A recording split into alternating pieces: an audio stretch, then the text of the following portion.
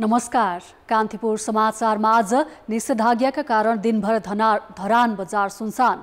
सामाजिक सद्भाव भड्किन नदिन राष्ट्रिय मानवाधिकार आयोगले गर्यो सरकारको ध्यानाकर्षण। अनियमिततासँग जोडिएका विषयका अनुसन्धानलाई प्रभावित पार्ने चलखेलले सरकारले लगाएको सुशासनको नारा नै कमजोर बन्दै। राजनीतिक दलहरू जनताका समस्या सुन्न भन्दा आफ्नो स्वार्थपूर्ति गर्न केन्द्रित। प्रतिनिधि सभा अन्तर्गतका 10 वटा विषयगत समितिको सभापति चयनका लागि सोमबार हुने निर्वाचनमा दलहरूले कसलाई अगाडि बढाउँदैछन् यस सम्बन्धी सामग्री पनि हामीसँग छ। शनिबारको स्वास्थ्य सल्लाहमा हृदयघात किन हुन्छ र कसरी जोगिने, सरकारले तोकेको श्रमिकको न्यूनतम पारिश्रमिक पुनरावलोकन गर्न नेपाल उद्योग वाणिज्य महासंघले माग गरेको छ भने लम्पी स्किन रोग नियन्त्रणका लागि आवश्यक खोप खरिद गर्न सरकारले बजेट जुटाउनै नसकेको समाचार पनि हामी दिनेछौँ। किन पठाउँदैछ निजरले फ्रान्सेली राजदूतलाई फिर्ता र खेलकुदमा पर्याप्त अभ्यास बिनै नेपाली फेन्सिङ खेलाडी एसियाडमा सहभागी हुँदै। सुरु गरौँ आजका मुख्य समाचार। त्रिभुवन विमानस्थलबाट सुन तस्करी गर्न 7 वटा कम्पनी प्रयोग भएको खुलासा।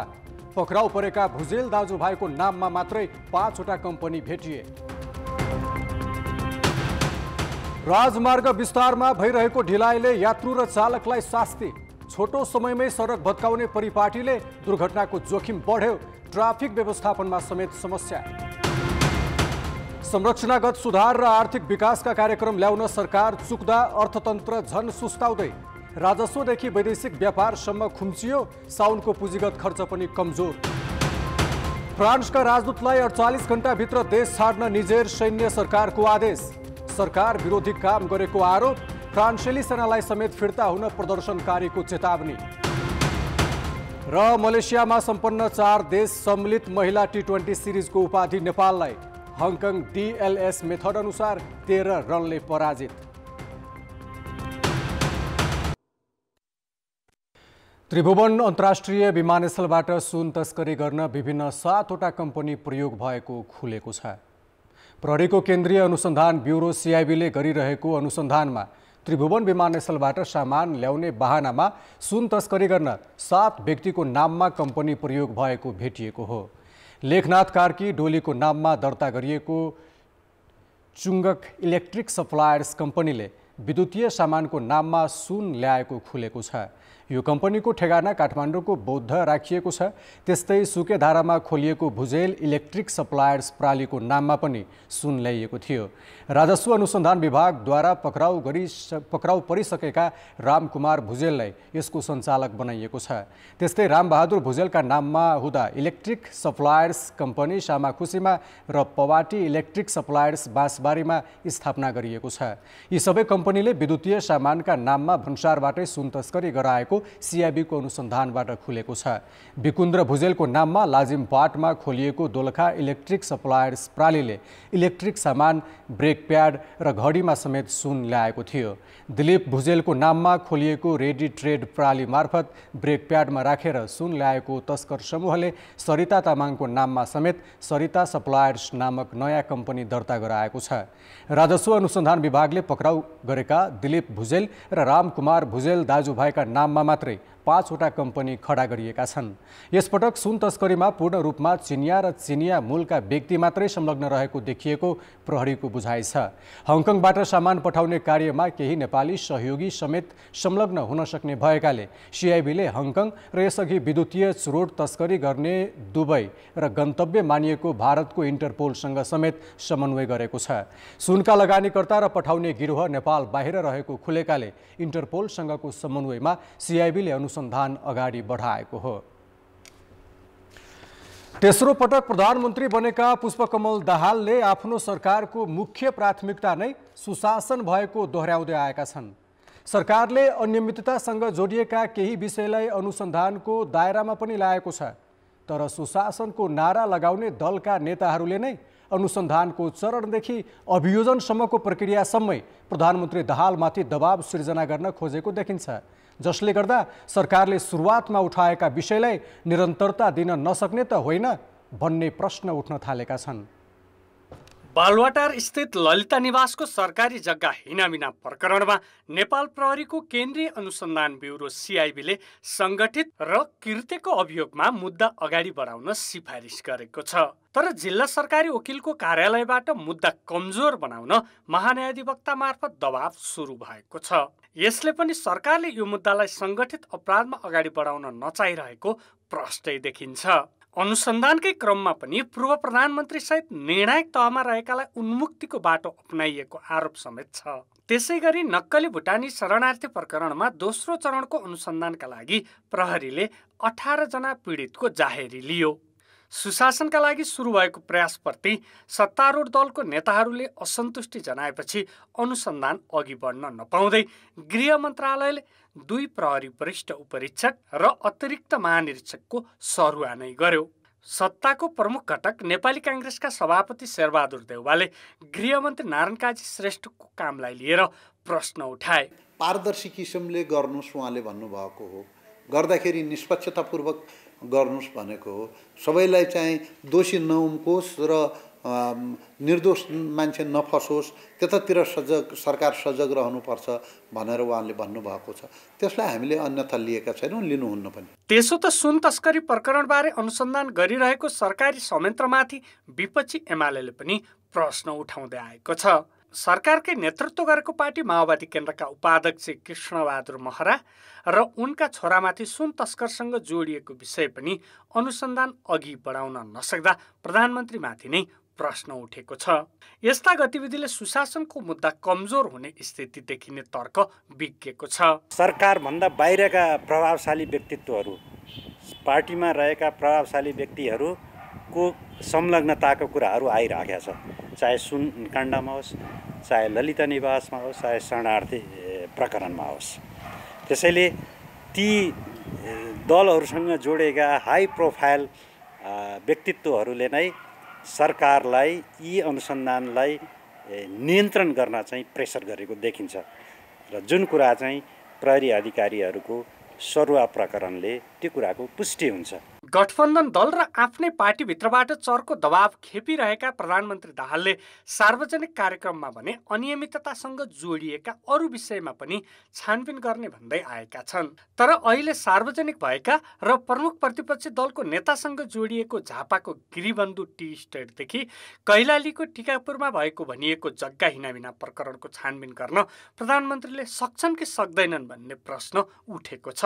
भुटानी शरणार्थी प्रकरणसम्म आउँदाखेरि त्यो शक्ति राष्ट्रहरूका चाहिँ धेरै चाहिँ चासोहरू पनि त्यसमा जोडिएर आए र अर्को कुरा राष्ट्रको माथिल्लो तह नागरिक लुट्नेमा पनि पुग्यो र त्यसका बाछिटाहरूले अरू केही केसलाई मात्रै यसलाई तानेका हुन्। त्यसमाले यसले एउटा निर्णायक चाहिँ तहमा यो पुग्छ भन्ने त त्यो पहिलेदेखि नै किन आशा थिएन भने अहिलेका जति नेताहरू यो गठबन्धनमा देख्नुहुन्छ यिनीहरूले चाहिँ त्यही चरण पार गरेर आएका छन् कि त्यसमाले आफैलाई समाप्त पार्ने तहको चाहिँ कुनै छानबिन यहाँ हुनेवाला थिएन। भ्रष्टाचार र अनियमितताको छानबिन गर्ने भन्ने बित्तिकै ठूला भनिएका राजनीतिक दलकै नेताहरू आत्तिने गरेका छन्।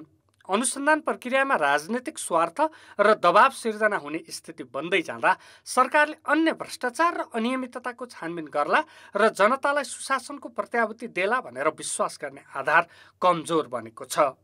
कान्तिपुर समाचारका लागि क्यामेरामा सुरज खड्का र सञ्जय लुइटेलका साथ पर्वतराज घिमिरे र दीपक आचार्य, काठमाडौँ। बाढी, पहिरो, डुबान र विभिन्न महामारीको समस्याले नागरिक आक्रान्त बनिरहेका बेला प्रमुख राजनैतिक दलहरू पार्टीका अभियान लिएर वडा तहसम्म पुग्दैछन्। जनताले भोगिरहेका समस्या कसरी समाधान गर्ने भन्ने बहस नगरी नेताहरू पार्टी र संगठन केन्द्रित अभियानमा लागेका छन्। दलहरूमा जनताका पीडा भन्दा पनि आफ्ना कार्यकर्ता र मतदातालाई कसरी जोगाउने भन्ने चिन्ता बढी देखिएको छ। नेपाली काङ्ग्रेसको अघिल्लो महिना बसेको केन्द्रीय समिति बैठकले पार्टी संगठनलाई वडा तहसम्म केन्द्रित गर्ने निर्णय गर्यो। आन्तरिक किचलोले काङ्ग्रेसले अभियान सुरु गर्न त सकेको छैन, तर तयारी भने जारी राखेको छ। नेकपा एमाले 4 वर्षपछि हुने चुनाव लक्षित मिसन 84 नाम दिएर 3 महिने अभियान चलाइसकेको छ भने आफ्ना नेतालाई जनताको घर दैलोसम्म पुगेर राजनीतिक उपस्थिति देखाउन खोजेको छ। काङ्ग्रेस र एमाले जस्ता ठूला दलले जनताका चाहना बुझ्ने भन्दा पनि कार्यकर्ता र मतदाता जोगाउनमै ध्यान दिएको देखिन्छ। तरल खालको मनस्थिति बन्ने र नेकपा एमाले गर्दा गर्दै पनि नेकपा एमाले प्रतिको दृष्टिकोणमा सकारात्मक भएर एउटा बहुमतै पुग्ने तहसम्म किन पुग्न सकेन त? हामीले यसको चाहिँ खोजी गरेका हौँ। सत्ताको नेतृत्व गरिरहेको माओवादी केन्द्र 3 महिने घर दैलो अभियानको तयारीमा छ।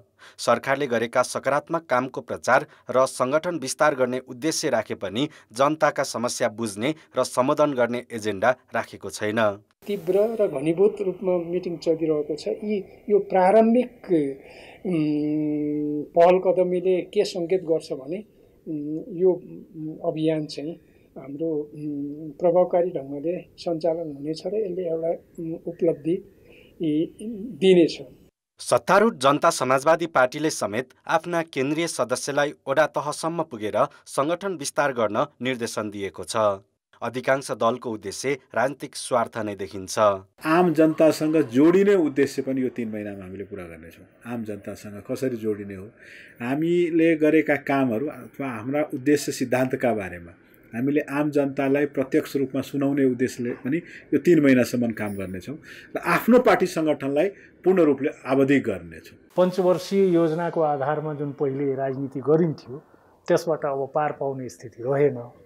अब दैनिक रूपमा आफ्नो कार्यकर्तालाई कुन तरिकाले थामेर बस्ने, कार्यकर्ता नै भागेर अर्कोमा कुन बेला कहाँ को गइदिन्छ भन्ने ठेगान रहेन। यी सबैको प्रभाव हामी देखिरहेका छौँ। राजनीतिक व्यवस्था फेरिएको भए पनि जनताको जीवनशैलीमा तात्विक परिवर्तन आएको छैन, न त जनताले अनुभूत गर्ने खालका काम नै भएका छन्। सत्ता र शक्तिमा रहँदा जनतालाई बिर्सिने नेताहरूलाई यही कार्यशैलीले आफ्नो मत सुरक्षित गर्न भने सहज देखिँदैन। कान्तिपुर समाचारका लागि क्यामेरामा सञ्जय लुइटेल र मुरारी घिमिरेका साथमा अवतार राई, काठमाडौँ। अब जनमतको अन्तिम परिणाम। जनमतमा हिजो हाम्रो प्रश्न थियो, सबै नागरिकमा शुद्ध खानेपानीको पहुँच पुर्याउन के गर्नु पर्ला? ए सुरक्षित संरचना, बी स्रोतको संरक्षण र सी नागरिक सचेतना। जनमतको अन्तिम परिणाम यस्तो छ, ए सुरक्षित संरचनामा 15%, बी स्रोतको संरक्षणमा 46% र सी नागरिक सचेतनामा 39%। अब आजको प्रश्न। जनमत हाम्रो प्रश्न छ, राजनैतिक दलहरूले जनताका समस्यालाई किन प्राथमिकता नदिएका होलान्? ए जिम्मेवारी बोध अभाव, बी चुनावमुखी चरित्र र सी जनताको दबाव नपुगेर। जनमतको अन्तिम परिणाम भोलि साँझ 8 बजेको कान्तिपुर समाचारमा प्रसारण गर्नेछौँ। कृपया NEWS न्युज स्पेस AB वा सी टाइप गरी 34001मा SMS गरी आफ्नो मत व्यक्त गर्नुहोला। प्रतिनिधि सभा अन्तर्गतका 10वटा विषयगत समितिका सभापतिको नाम दलहरूले आन्तरिक रूपमा टुङ्गो लगाएका छन्। विषयगत समितिका सभापति चयन गर्न सोमबार हुने निर्वाचनका लागि भोलि उम्मेदवारी दिने कार्यतालिका छ। तीमध्ये 3वटाको नेतृत्व नेपाली काङ्ग्रेसले गर्दैछ। काङ्ग्रेसले राज्य व्यवस्था तथा सुशासन समितिमा रामहरि खतिवडा, कृषि समितिमा आर्जु देउबा र अर्थमा सन्तोष चालिसेलाई पठाउने तयारी गरेको छ।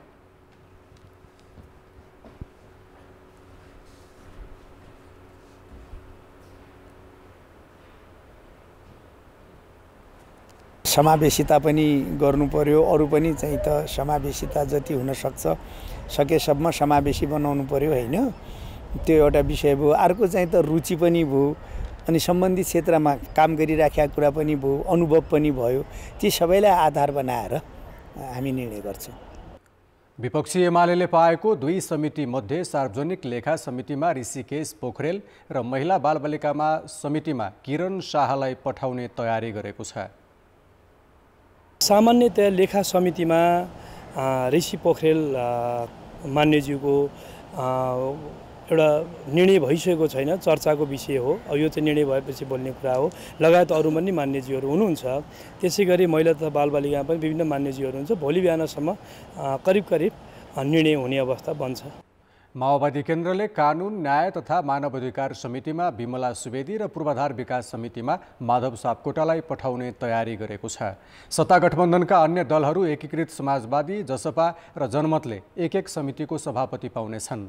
जसपाले अन्तर्राष्ट्रिय समितिमा राजकिशोर यादवलाई पठाउँदा शिक्षा समितिको नेतृत्व पाउने एकीकृत समाजवादीले भानुभक्त जोशीलाई पठाउने भएको छ। उद्योग तथा वाणिज्य र श्रम तथा उपभोक्ता हित समितिमा जनमत पार्टीले अब्दुल खानलाई पठाउने तयारी गरेको छ। राष्ट्रिय स्वतन्त्र पार्टीले पनि सभापतिमा उम्मेदवारी दिने भनेको छ, तर उसको उद्योग समितिमा मात्रै समर्थक र प्रस्तावक पुग्ने भएकाले अन्यमा उम्मेदवारी दिने या नदिने टुङ्गो लागेको छैन। यसैगरी संयुक्त समिति मध्ये संसदीय सुनवाईमा काङ्ग्रेसले ज्ञानेन्द्र बहादुर कार्की वा जीवन परियार मध्ये एकजनालाई र राज्यका निर्देशक सिद्धान्त समितिमा एमालेले विमला घिमिरेलाई पठाउने तयारी गरेको छ। यी दुई समितिको सभापति चयन भने विषयगत समितिको नेतृत्व चयनपछि मात्रै हुनेछ। पछिल्लो समय देशका महत्त्वपूर्ण राजमार्गहरू विस्तारका क्रममा छन्। सडक विस्तार गर्नु आफैमा महत्त्वपूर्ण काम हो, तर विस्तार तथा स्तरोन्नतिको काममा भएको ढिलाइका कारण राजमार्गको अवस्था सधैँ अस्तव्यस्त हुने गरेको छ। दीर्घकालीन योजना नबनाई पटक पटक सडक विस्तार र निर्माणको काम गर्दा एकातिर यात्रुले शास्ति बेहोर्नुपर्छ भने अर्कोतर्फ दुर्घटनाको जोखिम पनि उत्तिकै छ। गत बुधबार धादिङको गजुरी नजिकै चालिसेमा भएको बस दुर्घटनामा 8 जनाले ज्यान गुमाए। अधिक गतिसँगै अर्को सवारी उछिन्न खोज्दा दुर्घटना भएको अनुमान गरेको प्रहरीले दुर्घटनास्थलको नजिकै भत्किएको सडक पनि कारण हुन सक्ने बताएको छ। भएको चाहिँ के देखिन्छ भने त्यो चाहिँ ओभरटेक गर्दाखेरि अर्को लेनमा गएको कारणले र स्पिड कन्ट्रोल नभएको कारणले एक्सिडेन्ट भएको देखिन्छ। दुर्घटना भएको स्थलमा एकातिर सडक भत्किएको छ भने अर्कोतर्फ वर्षौंदेखि सडक छेउमा राखिनुपर्ने रेलिङ समेत छैन। सडक विस्तारको क्रममा रहेको भन्दै वर्षौंदेखि बिग्रिएको सडक निर्माणमा चासो नदिँदा सवारी दुर्घटनाको जोखिम बढेको छ। सडक निर्माण गर्दा दीर्घकालीन योजना नबनाई पटक पटक भत्काउने र बनाउने गर्दा सडक सधैँ असुरक्षित बनेको छ भने ट्राफिक व्यवस्थापनमा समेत समस्या हुने गरेको छ। ढुङ्गा झर्ने डर हुन्छ, त्यही माथि बर्खामा बाटो भत्काएको छ, भत्काएर फेरि खाल्टाउले कुरेको छैन, जता भाइ छोडिदिएको छ, एकतर्फी बाटो छ, गाडी पेलेर आउँछ, गाह्रो त गाह्रै छ। कहाँ पेर कतिखेर के हुन्छ भन्ने थाहा हुँदैन। बाटो त्यस्तै छ, खाल्टाखुल्टी धेरै छन्, धेरै जोखिम छ। राजमार्गहरूमा समय समयमा जाने पहिरोको कारणले सडक अवरुद्ध हुन जाने र सो पहिरो हटाउने क्रममा बाटोमा समेत क्षति पुग्न जाने अवस्था भएको हुँदा ट्राफिक व्यवस्थापनमा अलिकति कठिनाइ उत्पन्न भएको छ। झन्डै 80,000 किलोमिटर सडक रहेको नेपालमा सरदर दैनिक 70 वटा दुर्घटना हुने र त्यसमा 8 जना भन्दा बढीको मृत्यु हुने प्रहरी तथ्याङ्क छ। प्रहरीको गत 15 वर्षको तथ्याङ्कमा सडकमा हुने दुर्घटनामा मात्र 33,193 जनाले ज्यान गुमाएका छन्। तर पनि सडक निर्माणमा दीर्घकालीन र दिगो सोच सरकारले बनाएको देखिँदैन। यसले सडक संवेदनशीलतामा राज्य गम्भीर नभएको प्रश्न हुन्छ। हामीले डिजाइन फेजमा कसरी सहज र सुरक्षित रूपमा सडकमा आवत जावत गर्न सकिन्छ भन्ने कुरालाई चाहिँ अथवा गराउन सकिन्छ भन्ने कुरालाई चाहिँ हामीले नजरअन्दाज गर्छौं र जस्ट एउटा निर्माण गर्ने प्रक्रियामा मात्रै हामी केन्द्रित हुन्छौं, जसको फलस्वरूप चाहिँ यस्ता घटनाहरू दोहोरिरहन्छन्। पछिल्लो समय पोखरा मुगलिन, नारायणगढ बुटौल र मुगलिन नागढुङ्गा जस्ता दैनिक हजारौं सवारी गुड्ने ठूला सडकहरू विस्तारका चरणमा छन्। सडक निर्माणका क्रममा सवारी आवागमनमा केही अप्ठ्यारो स्वाभाविक नै हो, तर निर्माणका नाममा लामो समयसम्म सवारी आवागमनमा जोखिम नहोस् भन्नका लागि सरकारवाला गम्भीर बन्न जरुरी छ। कान्तिपुर समाचारका लागि हेटौँडा र चितवन सहकर्मी बालकृष्ण अधिकारी र राजु चौधरीको सहयोगमा पोषनाथ अधिकारी, गजुरी, धादिङ। सबैभन्दा धेरै सवारी साधन आवत जावत गर्ने मुगलिन नारायणगढ सडक खण्ड असार 14 गते यता मात्रै 25 पटक अवरुद्ध भयो। सडक विभागका अनुसार 25 पटक अवरुद्ध हुँदा 121 वटा गाडी रोकिएका थिए।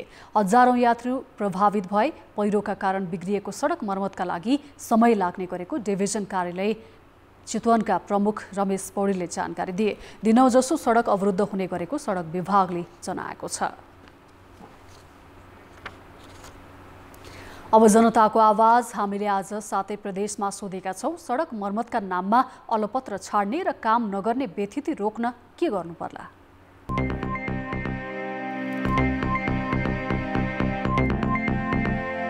कारवाही गर्नु पर्यो या बाटो बनाउनु पर्यो, दुई मध्ये एक हुनु पर्यो, या अर्को ठेकेदारलाई ठेका दिनु पर्यो। नियम कानुन अनुसार सजाय हुनु पर्यो। कसरी काम गर्नुपर्छ भने इन्जिनियरहरूलाई ओभरसियरहरूलाई पठाएर ठाउँमा व्यवस्थित गर्नु पर्यो। काम नगर्ने ठग ठेकदारहरू हुन्छ नि उनीहरूलाई चाहिँ कालो सूचीमा राख्नु पर्यो। सबै पक्षले चाहिँ त्यसलाई अनुगमनहरू गर्ने हेर्ने चाहिँ गर्नु पर्यो। रिस्पोन्स लिनुपर्छ, बाटो बनाउनु पर्छ। आवश्यकताको सिद्धान्त अनुसार चाहिँ योजनाहरू बनेनन् भने ती योजनाहरू पूर्ण हुँदैनन्। महानगरले हेर्नु पर्यो, काम गरेन भने त्यसलाई कारबाही गर्नु पर्यो। दोस्रो चोटि उसलाई ठेका दिनु भएन। स्थानीय मानिसहरू भयो हैन, नगरपालिका भयो, प्रदेश सरकार भयो, सब मिलेर मतलब यसलाई निर्णय गरेर अगाडि बढ्नुपर्छ। ठेकेदारलाई ठेकापट्टा दिने र समयमा चाहिँ ठेकेदारले काम नसकेको कारणले चाहिँ यो अवस्था सिर्जना भएको हो। सरकारलाई केही रिस्पोन्स लिनुपर्छ। ठेका दिँदाखेरि नै सबभन्दा ठेकेदारलाई एकदम के गर्नुपर्ने कि मापदण्डहरू राम्रोसँग खुलाएर त्यो ठेका दिनुपर्ने हुन्छ। सरकारले कडा कारबाही गर्न पर्यो। माथिबाट दबाउ दिएर मात्रै यो ठेकेदारलाई चाहिँ अलिकति सचेत गराउनु पर्ने आवश्यक छ। काम गर्ने ठेकेदारलाई चाहिँ पुरस्कार दिनुपर्दछ। सरकारको नीति नै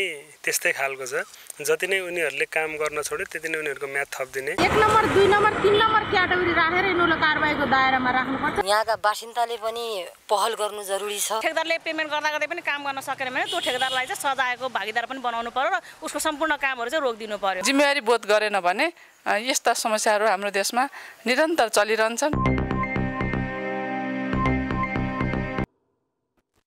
अब बाँकी समाचार।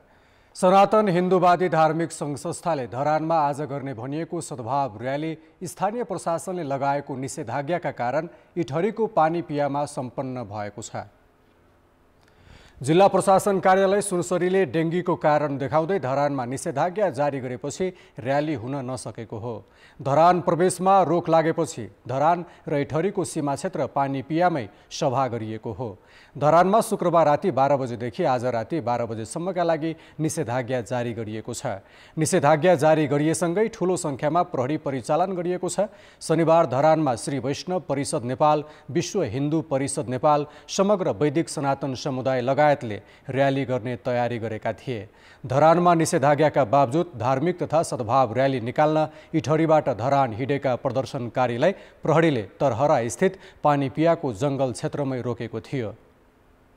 जिल्लाको समग्र राजनीतिक तहका प्रतिनिधिहरूसँगको संविधानको बैठक र आयोजक टिमहरूसँगको पनि समन्वयमा निषेध आदेश चाहिँ जारी गरियो र सो अनुसार सुरक्षा व्यवस्थालाई मजबुत बनाएर हटाउनु पर्ने प्रत्येक नाका ठाउँमा हटाइयो र सुरक्षाकर्मीहरूले पनि आफ्नो कर्तव्य चाहिँ जिम्मेवारी राम्रोसँग निभाउनु भयो।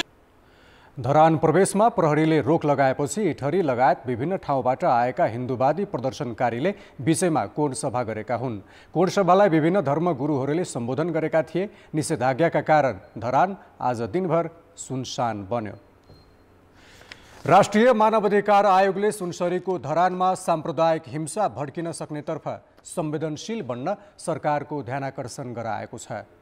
आयोगले आज विज्ञप्ति जारी गरी स्थानीय सरकारवालालाई सामाजिक सद्भाव कायम राख्न र वार्ताको माध्यमबाट समस्या समाधान गर्न समेत आग्रह गरेको छ।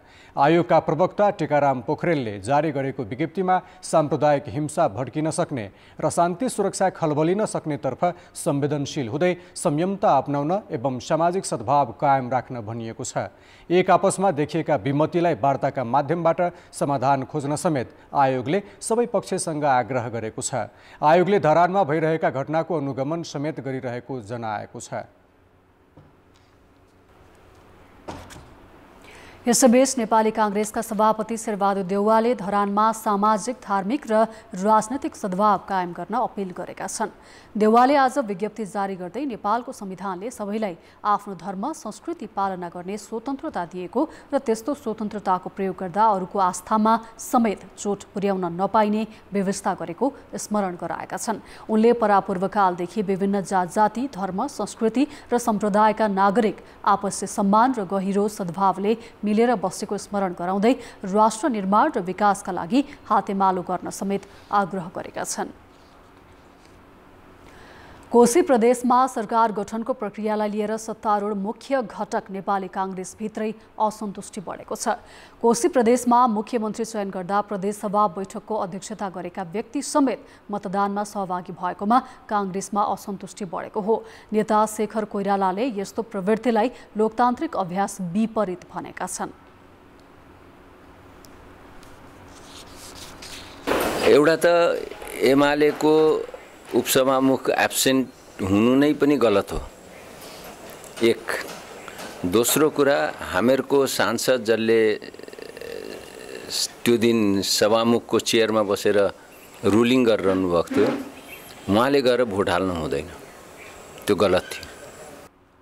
नेता कोइरालाले नक्कली भुटानी शरणार्थी प्रकरण, सुनकाण्ड, ललिता निवास प्रकरणमा जनताले बुझ्ने गरी छानबिन गर्न समेत सुझाव दिएका छन्। सुन प्रकरणको अनुसन्धान गरिरहेका प्रहरी अधिकृतहरूको सरकारले सरुवा गरेकोमा समेत काङ्ग्रेसका केही नेताले असन्तुष्टि जनाएका छन्। पछिल्ला राजनैतिक घटनामा सभापति शेरबहादुर देउवाले पार्टीभित्र छलफल नगरेको गुनासो उनीहरूको छ। सत्तारूढ लोकतान्त्रिक समाजवादी पार्टीका अध्यक्ष महन्त ठाकुरले मधेस आन्दोलनका क्रममा प्रदर्शनकारीमाथि लगाइएका मुद्दा फिर्ता गर्न माग गरेका छन्। पार्टीको दोस्रो वार्षिक उत्सवका अवसरमा आज काठमाडौँको बबर महल स्थित पार्टी कार्यालयमा आयोजित कार्यक्रममा अध्यक्ष ठाकुरले शान्तिपूर्ण प्रदर्शनमा दमन गर्दा भएको घटनामा सरकारले मुद्दा दायर गरेको आरोप लगाएका हुन्। उनले सशस्त्र द्वन्द्वका क्रममा भएका घटनालाई राजनीतिक मानेको सरकारले संविधानप्रति असन्तुष्टि जनाउँदै तराई मधेसका जिल्लामा भएका प्रदर्शनमा सहभागी भएकाहरूले अझै मुद्दा खेपिरहनु दुर्भाग्यपूर्ण भएको बताए।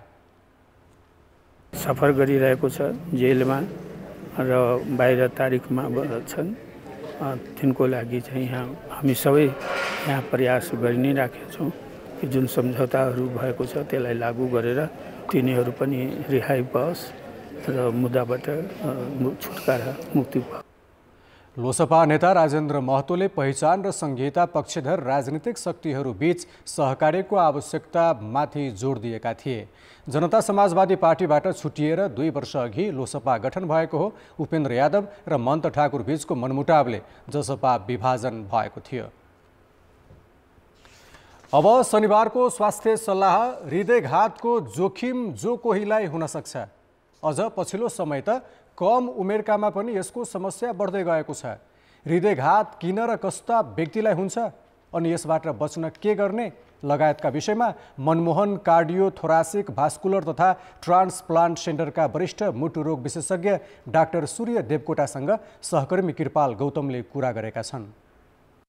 मुटुमा 3वटा रक्तनली हुन्छ, त्यो मध्ये एउटा कुनै रक्तनली झ्याप्प बन्द हुने र मुटुको मासु मर्ने प्रोसेसलाई नै हृदयघात, हार्ट एट्याक भन्छ। बढी उमेर समूहकोलाई हुन्छ 50-60 वर्षपछि। त्यस्तै अब कोलेस्ट्रोल बढी भएको बिरामी, सुगरको बिरामी हैन, प्रेसरको बिरामी, अनि चुरोड खाने मान्छेहरू र अब खानपान अस्वस्थकर खानपान, अब एक्टिभिटिजहरू हैन, व्यायाम कसरत कम गर्ने बिरामीहरूलाई बढी हुन्छ। यो पछिल्लो समय चाहिँ युवाहरूमा पनि हृदयघातको समस्या चाहिँ एकदम बढ्दो क्रममा देखिन्छ। यसको मुख्य कारण चाहिँ के हो? हामीले पहिला बुझ्ने गरेको चाहिँ यो बढी उमेर समूहकोलाई हृदयघातको जोखिम बढी हुन्छ भनेकोमा अब अहिले चाहिँ त्यो उमेर समूह घट्दै आएको छ र अहिले करिब मोटामोटी नेपालमा पनि 40 वर्षभन्दा मुनि करिब 20-25% जतिलाई चाहिँ हृदयघात देखिन थालेको छ। र यसको 1 नम्बरको कारण चाहिँ स्मोकिङ छ। धेरै जस्तो डाटामा हाम्रो धुम्रपान, शारीरिक सक्रियता घट्दो क्रम, अब प्रेसर, चिनी, कोलेस्ट्रोलहरूको पनि फेरि त्यही तरिकाले बढ्दै गएको छ। यही कारणले हृदयघातको उमेरसम्म घट्दै आएको छ। कोही पनि व्यक्तिलाई हृदयघात भएको लक्षणहरू चाहिँ के हुन सक्छ? हृदयघातको 1 नम्बरमा लक्षण छातीमा दुख्ने, जनरली अब धेरै जसो बीच भागमा दुख्छ, तर दायाँ बायाँ जता पनि, प्लस कुमहरूमा दुईतिर, प्लस अब नाइटोबाट अब घाँटीसम्म, इयर लोबलसम्म भन्छौँ हामीले। कहिलेकाहीँ पछाडि मात्रै पनि दुख्न सक्छ र उच्च जोखिम भएको मान्छेहरूलाई यस्तो किसिमको दुखाइ भयो भने हृदयघात शङ्का गर्नुपर्छ र तुरुन्त अस्पतालमा जानुपर्छ। हृदयघात भयो भने त्यसले मान्छेको एकैचोटि मृत्यु हुन्छ कि के हुन्छ? हृदयघात भइसकेपछि अब सम्भावनाहरू 81 ज्यान जान पनि सक्छ, जुन जोखिम एकदम पहिलो घन्टामा बढी हुन्छ र यो 24 घन्टासम्म रहन सक्छ त्यो 81 ज्यान जाने कारण सम्भावना। अब अर्को कुरो, उपचार तुरुन्त गरियो भने त हामी त्यो सम्भावनाबाट हामी जोगिन सकिन्छ। यसको मुख्य उपचार भनेको त्यो बन्द नसालाई जति सक्दो छिटो खोल्ने र रक्त सञ्चार गराउने चाहिँ यसको उपचार विधि हो र त्यो जति सक्दो छिटो हामीले गर्न सक्यौँ त्यति ज्यान जाने सम्भावनाबाट हामी जोगिन सक्छौँ। हृदयघातको यो जोखिमलाई चाहिँ घटाउन सकिन्छ कि सकिँदैन? घटाउनको लागि चाहिँ के गर्नुपर्छ? प्रेसर, चिनी, कोलेस्ट्रोल छ भने तिनीहरूको नियमित रूपले जाँच्ने, औषधि सेवन गर्ने हैन। अब धुम्रपान छ भने तुरुन्तै बन्द गर्ने, फिजिकल एक्टिभिटिजहरू बढाउने हैन। त्यसपछि अब खानपान पनि स्वस्थकर हेल्दी खान पर्यो हैन। चिल्लो बोसोहरू कम गर्ने, रेड मिटहरू कम गर्ने, नुनको मात्रामा कम मिलाउने, फलफुल सागसब्जीहरू बढाउने र अर्को चाहिँ अब शारीरिक सक्रियता चाहिँ एकदम महत्त्वपूर्ण आउँछ। त्यो पनि हामीले गर्यौँ भने यो जोखिम चाहिँ घटाउन सकिन्छ। सामान्यतया जनै पूर्णिमाको भोलिपल्ट सापारु अर्थात् गाई जात्रा बनाउने परम्परा छ। तर यस वर्ष ज्योतिषशास्त्र र तिथि अनुसार जनै पूर्णिमा र गाई जात्रा भदौ 14 गते एकै दिन परेको छ।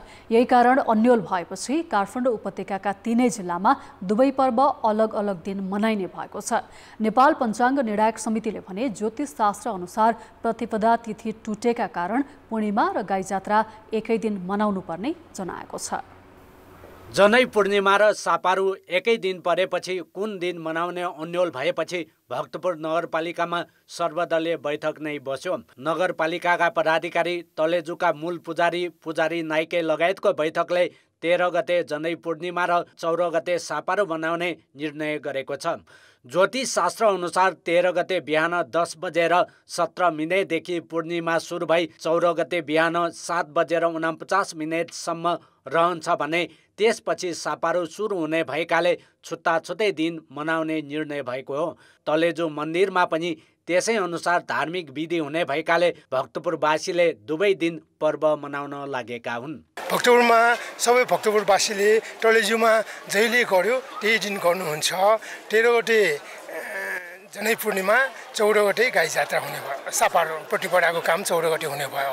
काठमाडौँको तलेजु मन्दिरमा हुने धार्मिक विधि अनुसार नै जीवित देवी कुमारी र स्थानीय बासिन्दाले पनि आत्मसात गर्ने चलन छ। तलेजु तथा कुमारी मन्दिरका पुजारी, ज्योतिष तथा स्थानीय लगायत विभिन्न धार्मिक तथा जात्रा पर्वका सरकारवाला बीचको सर्वपक्षीय छलफलले भदौ 14 गते पूर्णिमा, 15 गते सापारु र 16 गते कुमारी जात्रा गर्ने निर्णय भएको छ। वर्षको यो सापारु भयो जनै पूर्णिमा अलिकति अलमल देखेको हुनाले चाहिँ नि हामी नेवार समुदायहरू काठमाडौँवासीहरूले सबैजना एकै ठाउँमा बसेर छलफल गरेको र यसको निर्णयमा हामी यो पुगेको छौँ कि जनै पूर्णिमा हाम्रो 14 गते हुन्छ, सापारु चाहिँ 15 गते। त्यसरी हामी चाहिँ लगातार लाइन 14, 15, 16 को हिसाबले हामी मनाउने कार्यक्रममा हामी निर्णयमा हामी पुगेका छौँ र त्यसै अनुसार हामीले यस वर्षको जनै पूर्णिमा र सापारुलाई 14 र 15 गते हिसाबले मनाउने काममा हामी लागि परेका छौँ। ललितपुरका अधिकांश स्थानमा भने भदौ 14 मै दुवै पर्व मनाउने भएको छ। नेपाल पञ्चाङ्ग निर्णायक समितिले भने धार्मिक तथा शास्त्रीय मान्यता अनुसार एउटा तिथि छे भएका कारण पर्व खप्तिएको जनाएको छ। सूर्योदयदेखि सुरु भएको तिथिलाई मान्यता दिइने भएकाले 14 गते नै जनै पूर्णिमा र गाई जात्रा मनाउने निर्णय समितिले गरेको हो। भदौ 14 गते बिहान 7 बजेर 49 मिनेटपछि प्रतिपदा सुरु हुने र 15 गतेको सूर्योदय द्वितीया तिथिमा हुने भएकाले 14 गते नै गाई जात्रा पर्व परेको समितिले प्रस्ताव पारेको छ। अब पूर्णिमा चाहिँ थोरै भए पनि सूर्योदय हुने भएको हुनाले त्यसै दिनमा चाहिँ जनै पूर्णिमा मनाऊ, 14 गते नै मनाऊ भन्ने शास्त्रीय निर्णय भयो। अब प्रतिपदाको दिनमा गाई जात्रा मनाऊ भन्दाखेरिमा भोलिपल्ट चाहिँ 15 गते चाहिँ शुक्रबार मनाउनु पर्नेमा तपाईँको भोलिपल्ट प्रतिपदामा सूर्योदय नै भएन, प्रतिपदाको घडी पलै छैन, शून्य घडी पनि छैन। त्यसो भएको हुनाले दुईटै तिथि एकै दिन पर्यो। हिन्दू धर्मअनुसार जनै पूर्णिमाका दिन जनै बाँड्ने र फेर्ने प्रचलन छ। यस दिन नेवार समुदायमा क्वाती खाने र खेतको बाली रक्षा गर्ने भ्यागुतालाई पनि क्वाती खुवाउने प्रचलन छ। मृतकको आत्माको शान्तिको कामना गर्दै गाई जात्रा पर्व मनाउने प्रचलन छ। कान्तिपुर समाचारका लागि क्यामेरामा हेम प्रसाईका साथ नारायण किलम्बु, काठमाडौँ। अर्थ र विकास निर्वाचनपछि बन्ने नयाँ सरकारले खुम्चिँदै गएको अर्थतन्त्र उकास्ने धेरैको अपेक्षा थियो। त्यसका लागि संरचनागत सुधार गरी आर्थिक विकासका कार्यक्रम ल्याउनु पर्ने थियो। तर सरकार त्यसमा चुक्दा आर्थिक गतिविधि झन् सुस्ताउँदै गएको छ। चालु आर्थिक वर्षको पहिलो महिनामै राजस्वदेखि वैदेशिक व्यापारसम्म खुम्चिएको सरकारी तथ्याङ्कले देखाएको छ। 1 वर्षदेखि नेपालको अर्थतन्त्र सुस्त छ। बजार माग नबढ्दा स्वदेशी उद्योग आधा क्षमतामा मात्रै चलेका छन् भने आयात निर्यात तथा राजस्व घट्दो क्रममा छ। महँगी दर सरकारले लिएको लक्ष्यभन्दा बढी छ। उद्योगी व्यवसायको मनोबल नबढ्दा बैंक तथा वित्तीय संस्थामा 2 खर्बभन्दा बढी तरलता भए पनि कर्जा प्रवाह हुन सकेको छैन। अर्थतन्त्रका सबै सूचक निरन्तर ऋणात्मक बन्दै गएका छन्। सरकारबाट जुन रूपमा अर्थतन्त्रलाई चलायमान गराउनको लागि नीतिगत जुन कुराहरू लिएर आउनुपर्ने थियो त्यो त्यतिको हुन सकेन बजेट मार्फत, जसले गर्दाखेरि अब अहिले पुँजीगत खर्च पनि हुन नसक्नु हैन, एकातिर बजारमा ऋण पनि प्रवाह हुन नसक्नु, उद्योग व्यवसायले ऋण नलिनु, ब्याज दर जुन रूपमा घट्छ भन्ने त्यो घट्न नसक्नु, त्यसले गर्दाखेरि अनि अर्कोतिर बजारमा मागको अभाव। सरकारप्रति आशा के हो त भन्दा होइन, सरकारले त के हो भन्दा काम गरेको होइन यो निर्माण व्यवसायहरूले त पैसा दिन सकेका छैन, सरकारसित के आशा गर्नु भन्ने समग्रमा चाहिँ सरकारप्रतिको आशा हरायो। अनि सरकारप्रतिको अर्को पनि आशा के हो भन्दा गत वर्ष तलब बढायो, अहिले चाहिँ बढ तलब अहिले पनि दिए, अहिलेसम्म कतिपय संस्थालाई बढ तलबै दिए छैन भने सरकारप्रति कति आशा जग्ने। दसैँ तिहारका लागि वस्तु आयात गर्ने समय भइसके पनि एलसी खोल्न व्यापारी उत्साहित छैनन् भने बजारमा करिब 40% पसल बन्द छन्। यी सबै परिदृश्यले अर्थतन्त्र थप ओह्रालो लाग्दै गएको देखिएको अर्थविदको विश्लेषण छ। सुधार भइरहेको छ भनेर सरकारले भन्ने, तर व्यवसायले नपत्याउने र जनताले नपत्याउने स्थिति। त्यसको पहिलो कारण चाहिँ के हो भने सरकारले अर्थतन्त्रलाई ठिक ठाउँमा लिएर आउँछ भन्ने विश्वास व्यवसायी जगतमा बढ्न सकेन। त्यसैको कारणले हो अहिले दसैँ आउन लाग्दाखेरि पनि एलसी खोल्ने क्रम चाहिँ कम होला भन्ने कुराहरू भइरहेको छ। लगानीकर्ताहरू आफ्नो उद्योगमा भएको बचत लगानी गर्नलाई थप लगानी नगर्ने भएर पर्खर हेरामा बसेका छन्। कुल गृहस्थ उत्पादनमा 90% भन्दा बढी योगदान उपभोगको छ। यसलाई बढाउन सरकारले पुँजीगत खर्च गरेर बजार चलायमान बनाउनु पर्ने भए पनि सङ्घदेखि स्थानीय तहसम्मका विभिन्न खातामा सरकारको 2 खर्बभन्दा बढी रकम थन्किएर बसेको छ। त्यति मात्र होइन, 2 वर्षमा 14,12,000 युवा वैदेशिक रोजगारी, 2 लाख युवा अध्ययनका लागि गरी 16 लाख सक्रिय जनशक्ति विदेशिएको छ। त्यसको असर समेत अर्थतन्त्रमा परेको छ। सक्रिय उमेर समूहको जनसङ्ख्या विदेश गयो भनेर भन्यौँ। दोस्रो भनेको गैर आर्थिक कारण पनि हुन सक्छन्। मुख्य रूपमा अर्थतन्त्रका विषयमा बहस हुने, अर्थतन्त्रका विषयमा चासो राख्ने, आर्थिक नीतिहरूको कार्यान्वयनको अवस्था के छ भन्ने विषयमा अझ बढी केन्द्रित हुनुपर्नेमा विभिन्न सरोकारवालाहरू, विभिन्न संयन्त्रहरू अलिक बढी गैर आर्थिक क्रियाकलापहरूमा बढी केन्द्रित भए जस्तो देखिन्छ। त्यसले पनि अर्थतन्त्र चलायमान चाहिँ बनाउनमा अलिकति ढिलाइ भइरहेको हो कि। समग्र आर्थिक गतिविधि खुम्चदै जाँदा राजस्व समेत गत आर्थिक वर्षको तुलनामा घटेको छ। गत आर्थिक वर्षको पहिलो महिना 90 अर्ब 21 करोड रुपियाँ सरकारले आम्दानी गरेकोमा यस वर्ष घटेर 89 अर्ब 27 करोड रुपियाँ मात्रै भएको छ। सरकारले 60 अर्ब रुपियाँ भुक्तानी नगरेको भन्दै निर्माण व्यवसायहरू आन्दोलनमा छन्। परिणामस्वरूप पुँजीगत खर्चको अवस्था गत वर्षको भन्दा आधा छ।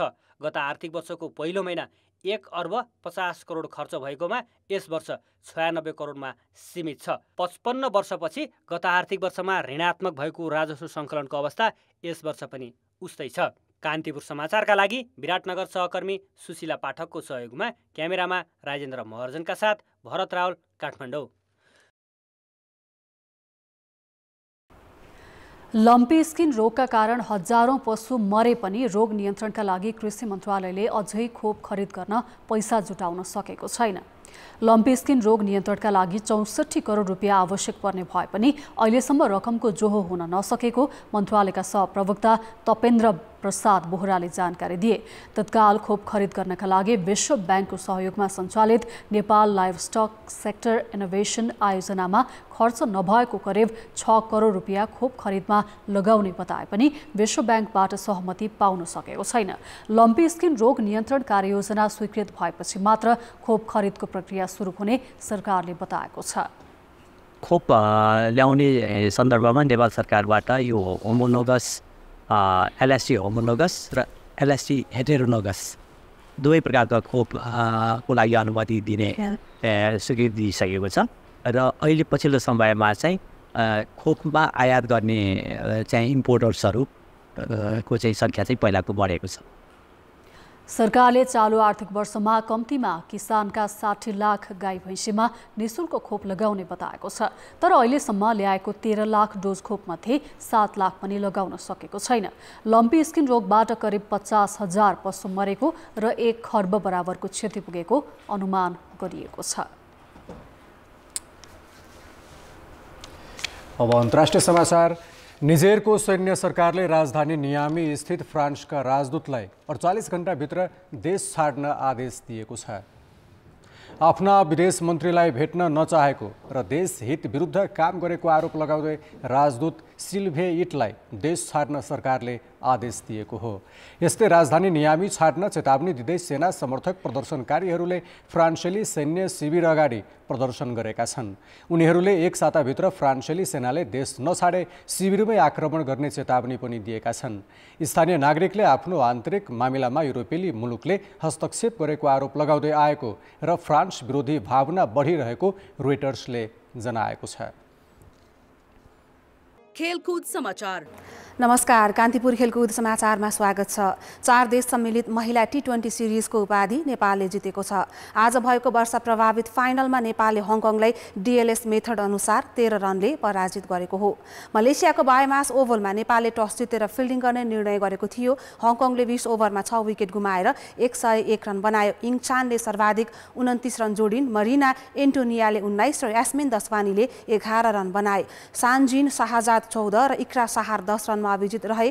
खुसी डङ्गोले 3, अस्मिना कर्मचार्य र कविता जोशीले 1-1 विकेट लिए। जवाफमा नेपालले 5.3 ओभरमा 1 विकेटको नोक्सानीमा 37 रन बनाएको थियो। ओपनर काजल श्रेष्ठ शून्यमा पवेलियन फर्किएकी थिइन्, तर सीता राणा मगर र इन्दु बर्माले उत्कृष्ट ब्याटिङ गर्दै नेपाललाई अघि बढाए। इन्दु 19 र सीता 13 रनमा क्रिजमा रहेको बेला वर्षा भयो र खेल रोकियो। खेल पुनः सुरु हुन नसकेपछि नेपाल डिएलएस मेथडमा 13 रनले च्याम्पियन बनेको हो। हङकङलाई लिग चरणमा पनि नेपालले हराएको थियो। नेपाली महिला सिनियर टिमले 4 देश सम्मिलित प्रतियोगिताको उपाधि जितेको यो पहिलो पटक हो। यसअघि नेपालले मलेसिया र कतारसँगको द्विपक्षीय सिरिज भने जितेको थियो। यो प्रतियोगिता आइसिसी टी20 विश्वकप एसिया छनौटको तयारीका लागि आयोजना गरिएको हो। विश्वकप छनौट भदौ 14 गतेदेखि मलेसियामा नै हुँदैछ। नेपाल रहेको समूह ए मा बहराइन, भुटान, मलेसिया, कतार र युएई छन्। समूह बी मा हङकङ, चीन, कुवेत, म्यानमार र थाइल्यान्ड छन्। फाइनल पुग्ने दुई टिमले ग्लोबल छनौटमा स्थान बनाउनेछन्। त्यसअघि नेपालले पर्सि थाइल्यान्डसँग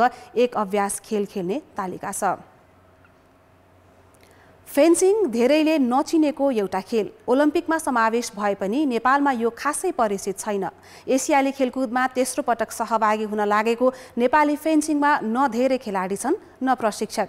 अभ्यास स्थल र सामग्रीको अभावमा पर्याप्त अभ्यास बिना नै खेलाडीले एसियाडमा प्रतिस्पर्धा गर्दैछन्। अनुहारमा जाली आकारको बलियो मास्क र करेन्ट बग्ने कपडा लगाएका यी मानिस झट्ट हेर्दा अन्तरिक्ष यात्री जस्ता देखिन्छन्, तर उनीहरू खेलाडी हुन्। मार्शल आर्ट्स विद्याका तरबारबाजी जस्तै देखिने यो खेलको नाम फेन्सिङ हो। एउटा खेलाडीको तरबारले अर्को खेलाडीको सुचालक कपडा छोईमा अङ्क पाउँछन्। त्यसैका आधारमा हारजित हुन्छ। संसारकै पुरानो खेल भएर पनि धेरै नेपालीले यसलाई चिन्दैनन्। आर्मीका उपेन्द्र शाही फेन्सिङ खेल्न थालेको 4 वर्ष भयो। उनले लगातार राष्ट्रिय र अन्तर्राष्ट्रिय प्रतियोगिता खेलिरहेका छन्। राजेन्द्र गजुरेल, पियुष योन्जन, गोमा आचार्य, अनिता अधिकारी र मन्दिरा थापा पनि घरेलु प्रतियोगिताका स्थापित खेलाडी हुन्। प्रशस्त प्रतियोगिता नहुँदा पर्याप्त खेलाडी उत्पादन हुन सकेको छैन। सुरुमै 2-3 लाख खर्च हुने र खेल सामग्री नेपालमै नपाइने भएकाले यो खेल प्रतिको आकर्षण थोरै छ। विभागीय टिम मात्र नभए पनि गाह्रो छ। अब प्रदेशको स्तर हेर्ने हो भने तपाईँको अहिले प्रायः इक्विपमेन्टहरू पनि एक त त्यत्तिकै महँगो छ हैन। अब एउटा हामी विभागको टोलीले के हुन्छ भने यतातिरबाट स्यालेरी आइरहेको हुन्छ, त्यहाँबाट भए पनि इक्विपमेन्टहरू किनेर चाहिँ खेल्नको लागि मेकअप भइरहेको हुन्छ। 3 वटा ठाउँ फेरिएपछि बल्ल यी खेलाडीले एसियाडका लागि अभ्यास गर्न सुटिङ रेन्जको एउटा साँघुरो हल पाएका छन्। अन्तर्राष्ट्रिय मापदण्ड नपुगेको हलमा अभ्यासरत खेलाडीसँग गुणस्तरीय सामग्री पनि छैन। बजेट कम भएको भन्दै राष्ट्रिय खेलकुद परिषदले खेलाडीको संख्या समेत कटौती गरेको छ। 2 महिना अभ्यास नगर्दै अभ्यास किट पुराना भइसके। एसियाडमा नेपालले अहिलेसम्म एक खेल पनि जितेको छैन। होङझाउ एसियाडमा पनि विगतकै नतिजा दोहोरिने त होइन भन्ने चिन्ता खेलाडीमा छ। इन्टरनेसनलमा चाहिँ पार्टिसिपेट भएर पहिलोचोटि जाँदाखेरि त अब 0-0मै हारिन्थ्यो होइन। तर अहिले चाहिँ 0मा हार्न चाहिँ अलिकति धेरैमा चाहिँ हारिँदैन, त्यति सानो त्यति लजस्पद पनि हुँदैन, तर नेक्स्ट राउन्ड एउटा दुईटा म्याच जितेर नेक्स्ट राउन्डमा जान सक्ने चान्सेस छ। 13औं दक्षिण एसियाली खेलकुदको अभ्यास गराउन नेपाल आएका सर्बियन प्रशिक्षक भ्यासिलिकी दिमित्रोभ नै एसियाडको पनि अभ्यास गराउन नेपाल आएका छन्। पदकको आशा भन्दा खेल सुधार उनको प्राथमिकता छ।